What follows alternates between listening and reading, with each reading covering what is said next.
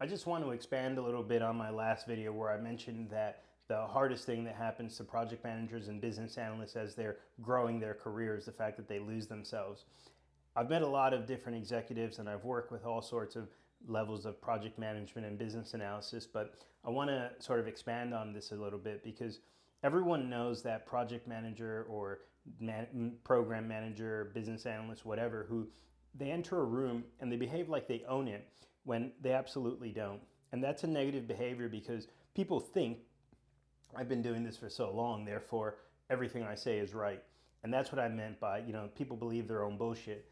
As you go through your career, what you always want to maintain is I can learn anything from anyone at any time. And it just is a way of keeping your eyes and ears open to truth. And, a lot of people, maybe they don't know what they're doing or talking. You can sort of assess that very quickly and cast it aside. But the idea that everything you say is going to be accurate and honest and everything everyone else says is just nonsense that you can ignore, that's an awful habit, and that's a version of hubris. Yeah.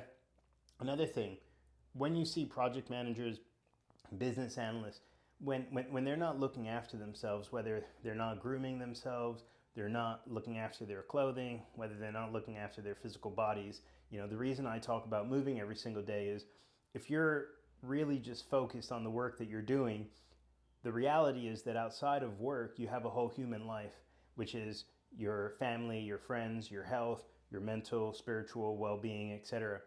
And people who don't look after themselves, they're just showing you that they've kind of given up on life.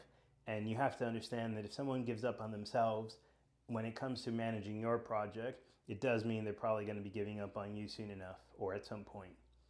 Another example, where people self-abandon in the pursuit of glory, fortune, and accolades in project management and business analysis is just how oftentimes folks don't bother to get into the weeds of the work.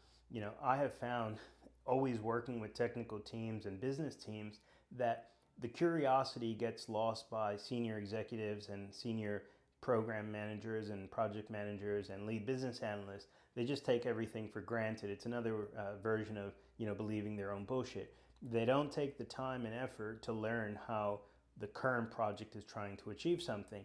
So they just dismiss underlings, right? They don't actually see that person is a young, very competent, very capable person.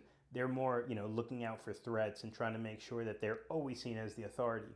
And this is why I always tell folks, project management and business analysis over time becomes a coaching job where you're looking for that fresh talent, grooming them, helping them grow, whilst you continue to mature like fine wine.